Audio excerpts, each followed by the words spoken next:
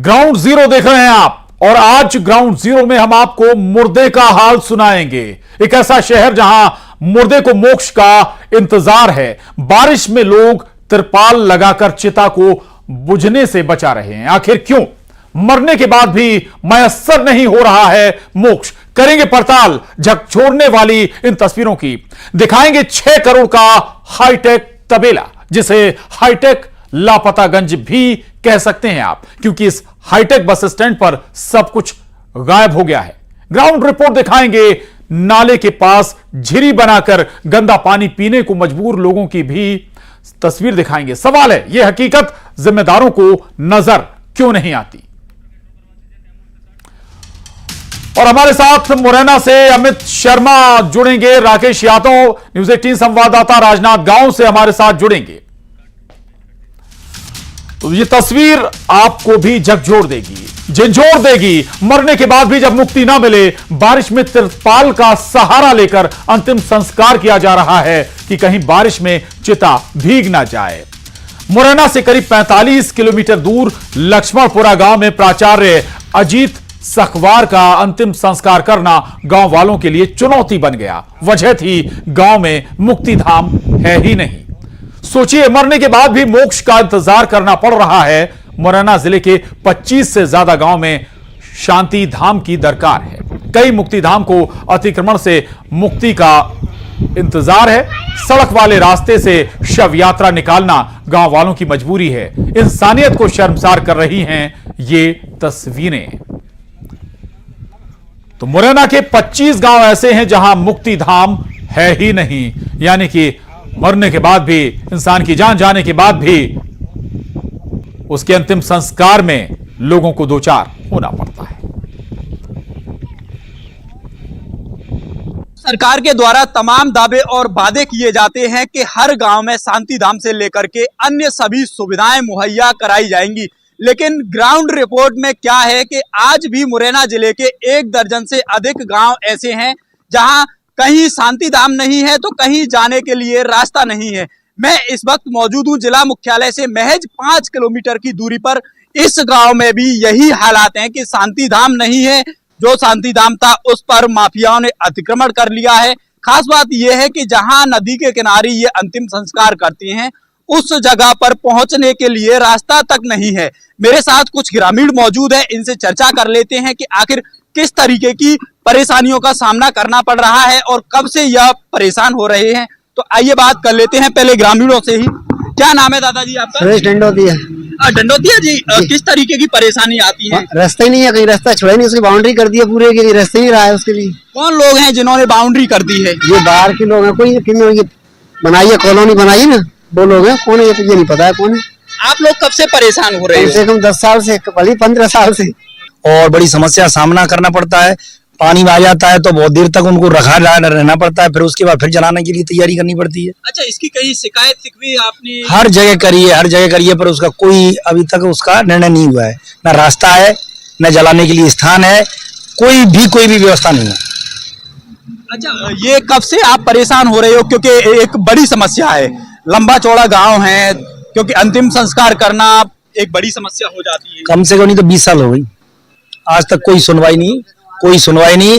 हर बार हमारे गांव का जो भी व्यक्ति ऐसे चला जाता है, खत्म हो जाता है, तो जलाने के टाइम पे ऐसा लगता है कि कुछ होना चाहिए। उसके बाद फिर कुछ भी, ना सरपंच करते हैं, ना सेक्रेटरी करते हैं, ना कोई प्रशासन, मतलब सरकारी प्रशासन करता है। अमित शर्मा, न्यूज़ 18 मुरैना। ऐसा मामला है, उन्होंने दाह संस्कार अपनी मर्जी से दूसरी जगह किया है। फिर भी मैंने अपने स्तर से इसमें एक निर्णय लेते हुए उनसे बोला है कि सचिव की रिपोर्ट भिजवाएं, और वहाँ अगर शासन की तरफ से कोई शमशान घाट वगैरह नहीं है और उसके लिए ज़मीन चिन्हित करने की ज़रूरत है तो मुझे बताएं, तो पटवारी से बोल के ज़मीन चिन्हित करवा दूंगा। और अदरवाइज ऑलरेडी वहाँ पर शमशान है तो उसका रास्ता वगैरह क्लियर करवाएं, और वहाँ जो भी एक बेसिक फैसिलिटीज़ की ज़रूरत होती है दाह संस्कार के लिए, टीन शेड वगैरह, वो उसको प्रॉपर तरीके से तैयार करवाएं। और हमारे साथ जुड़ रहे हैं संवाददाता अमित शर्मा, जिनसे हम जानेंगे आखिर क्या है मुक्तिधाम की जमीनी हकीकत, आखिर लापरवाही है किसकी। अमित, रास्ता भी आप दिखा रहे थे, रास्ते का तो छोड़ ही दीजिए, ये बताइए आखिर मुक्तिधाम आज तक बन क्यों नहीं पाया? हाँ बिल्कुल, देखिए प्रशांत, जी। एक ही गांव का मामला नहीं है। जिला मुख्यालय में मुरैना जिले में कम से कम 25 ऐसे गांव है जहां पर ना तो मुक्तिधाम है, कहीं मुक्तिधाम है तो उसके लिए पहुंचने तक के लिए रास्ता नहीं है। मैं इस वक्त जिला मुख्यालय से महज 5 किलोमीटर दूरी पर हूं, क्योंकि दूरी लगभग कई गांव ऐसे हैं जो कि 100 किलोमीटर दूरी पर हैं, जहां मुक्तिधाम नहीं है। लेकिन खास बात तो यह है कि 5 किलोमीटर दूरी पर ही जो गांव है वहां ही मुक्तिधाम नहीं है। तो ऐसे में अंदाजा लगाया जा सकता है कि जो दूर दराज के गांव है वहां पर क्या स्थिति होगी। कुछ लोग भी मेरे साथ मौजूद हैं, इनसे भी चर्चा कर लेते हैं कि कब से ये मुक्तिधाम की समस्या से जूझ रहे हैं। तो क्या नाम है भैया आपका? मयंक टंडोतिया। मयंक जी, बताइए क्या समस्या आती है मुक्तिधाम में? इतनी समस्या आती है, अगर बारिश हो रही हो तो हम अपने कोई भी बुजुर्ग लोग खत्म हो जाए तो पहुंचा भी नहीं सकते उनको वहां तक। सड़क पर रख के ही जलाना पड़ता है, नीचे ले जा नहीं सकते, पानी आ जाता है, झाड़ झकूड़े खड़े हैं, कॉलोनी बना रखी है, उसकी रास्ता नहीं है, कहीं से कहीं तक कोई रास्ता नहीं दे रखी किसी ने। अच्छा सर, आप बताइए कितने सालों से परेशान हो रहे हैं मुक्तिधाम की? असल में क्या है, परेशानी तो लंबे समय से ये सदा से है, खास करके जब से दबंगों ने उस जगह पर कब्जा किया है। पिछले 15 वर्ष से पहले मध्य प्रदेश शासन ने 1 बीघा 5 बिस्वा जमीन का अलॉटमेंट किया था। उस अलॉटमेंट पे दबंगों ने कब्जा कर लिया। उसके बाद एक बार ग्राम चौपाल के तहत मुरैना सीओ सोनिया मीणा जी गांव आई थी। उन्होंने उस पर कब्जा हटाने के लिए एसडीएम साहब को पत्र लिखा था, रिमाइंडर भी भेजा था, पर उस पर कोई कार्रवाई नहीं हुई। उसके सिलसिले में राज्यसभा सांसद माया सिंह जी के द्वारा दिया गया जो था वो लैप्स हो गया और आज तक वहाँ कोई कार्रवाई नहीं हो पाई है। उसका मूल कारण प्रशासन ध्यान नहीं दे रहा। अच्छा, बारिश के मौसम में फिर कैसे अंतिम संस्कार करते हैं? कहीं नहीं, हम रोड के किनारे, हाईवे के किनारे जो जगह पड़ी है, तो ये स्थिति है जो हमें दिखा रहे हैं, बता रहे हैं, लोगों से बात कर रहे हैं कि बारिश में सड़कों के किनारे लोगों को अंतिम संस्कार करना पड़ता है। लेकिन अमित, वाकई सवाल बड़ा है। 2 दर्जन से ज्यादा ऐसे गांव हैं जहां मुक्तिधाम है ही नहीं, या फिर अंतिम संस्कार करने की व्यवस्था है भी नहीं। अगर कहीं पर जमीन आवंटित की भी गई तो उस पर दबंगों का कब्जा हो गया। शुक्रिया अमित। और अब आपको दिखाते हैं 6 करोड़ का तबेला। इसे आप हाईटेक लापतागंज भी कह सकते हैं। दरअसल यह हाईटेक बस स्टैंड था, लेकिन इसकी तस्वीर जब आप देखेंगे तो खुद ही कह उठेंगे, बस स्टैंड है या तबेला। राजनाथ गांव में 6 साल पहले करीब 6 करोड़ की लागत से यात्रियों के लिए बस स्टैंड तो तैयार हुआ, लेकिन 6 साल बाद हालत बद से बदतर हो गई। वेटिंग एरिया में मवेशियों का जमावड़ा है। मुसाफिर बस के लिए सड़क पर इंतजार करने को मजबूर हैं। गंदगी का अंबार, बदबूदार, बदहाल बस स्टैंड से यात्री परेशान हैं। ग्राउंड जीरो पर जब हमारे संवाददाता राकेश यादव ने पड़ताल की तो हकीकत होश उड़ाने वाली थी। पंखे, वाटर कूलर, डिस्प्ले स्क्रीन तक गायब हो चुके हैं इस बस स्टैंड के। ये वाकई तस्वीर हैरान करती है। देखिए आप, करोड़ों की लागत से बना ये बस स्टैंड आखिर तबेले में तब्दील हो गया है। मवेशियों का यहां पर जमावड़ा है, गंदगी चारों ओर पसरी हुई है, लेकिन जो यात्री हैं उनके लिए खड़े होने की भी जगह यहां पर नजर नहीं आती। अभी बारिश लगा है, जब से गोबर वोबर है पूरा बस स्टैंड, तो सवारी लोगों को बैठने उठने की सुविधा नहीं है, पानी वानी के भी सुविधा नहीं है, बाथरूम वाथरूम सब खराब है। चोरी भी होता है। हाँ, चोरी भी होता है। गाय का कोठा बन गया है, 1 महीना हो गया कम से कम। यहाँ कोई पब्लिक नहीं बैठ रहा, ना कोई नहीं। उस पार भी है छुरिया रोड में, उधर भी गाय बैठा रहता है, पूरा गोबर है, गोबर ही गोबर है। जो नया बस स्टैंड बना है वो अभी वर्तमान में 2 जगह बस स्टैंड संचालित है। जो पुराना बस स्टैंड है वहाँ से भी अधिकांश कई बसें आवागमन करती हैं। बस ऑपरेटरों से बात हुई है कि आप लोग नए बस स्टैंड में शिफ्ट होइए, और उनसे सहमति बनाई जा रही है कि जल्द से जल्द वो नए बस स्टैंड में शिफ्ट हो जाएं। और वहाँ पर जो नया बस स्टैंड है, पुराना बस स्टैंड, दोनों जगह पे निगम सफाई कराती है, क्योंकि लोगों का बहुत ज़्यादा आना जाना रहता है वहाँ पर, इसलिए गंदगी भी बहुत। और राजनाथ गांव से न्यूज 18 संवाददाता राकेश यादव हमारे साथ जुड़ रहे हैं। राकेश, ये वाकई ठीक है, बात हम सुन भी रहे थे कि भाई सफाई भी कराई जाती है, नया बस स्टैंड है। पहले ये बताइए ये बना कब? दूसरा ये कि अगर बसें संचालित नहीं हो रही तो क्या तबेला बना देंगे?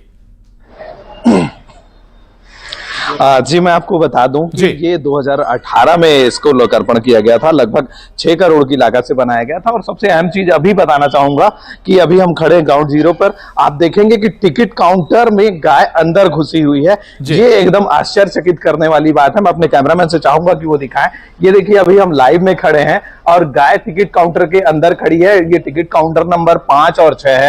मैं अपने कैमरामैन से चाहूंगा कि वो दिखाएं। ये टिकट काउंटर 5 और 6 है। यहाँ से जो बसें जाती हैं छुरिया, डोंगरगांव, डोंगरगढ़ के लिए, और चाहूंगा कि वो दिखाएं कि किस हाल में गंदगी है, क्या स्थिति है, और गोबर का अंबार लगा हुआ है। मेरे साथ कुछ युवा भी मौजूद है यहाँ जो देख रहे हैं स्थिति। जो बस स्टैंड की हाईटेक बस स्टैंड सिर्फ नाम का रह गया है, ये मवेशियों का तबेला सीधे सीधे नजर आ रहा है। जी बताएंगे क्या है, क्या मानते हैं? जी, इसका नाम रखा गया था हाईटेक बस स्टैंड, लेकिन जो अव्यवस्था यहाँ पे नगर निगम के द्वारा फैलाई गई है, मैं तो कहता हूँ कि घुटने टेक व्यवस्था यहाँ पे हो गया। हाईटेक से घुटने टेक चुका है यहाँ का व्यवस्था।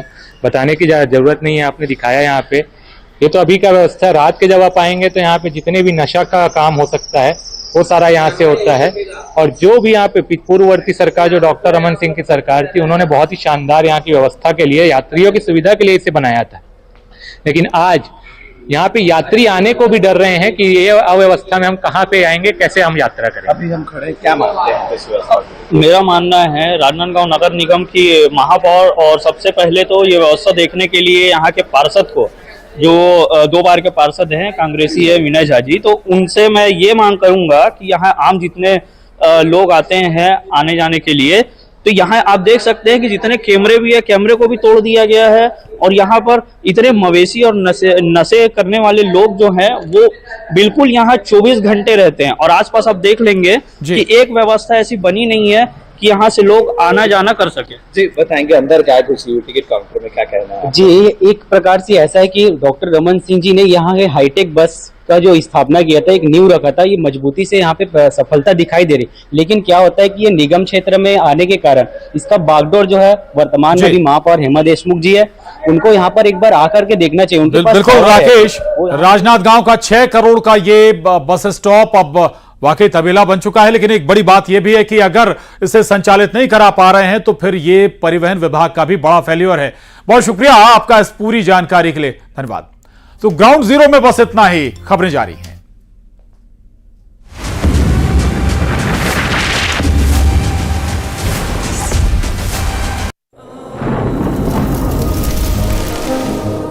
जलवायु परिवर्तन का खतरा आपके दरवाजे तक पहुंच चुका है। अब जरूरत है एक बड़े बदलाव की, और इसका आरंभ होगा 140 करोड़ भारतीयों से। ये क्रांति शुरू होगी एक पेड़ से। एक पेड़ मानवता के लिए, एक पेड़ इस धरती माँ के लिए, एक पेड़ हमारे भविष्य के लिए। Project one tree, news 18 network की एक बड़ी पहल।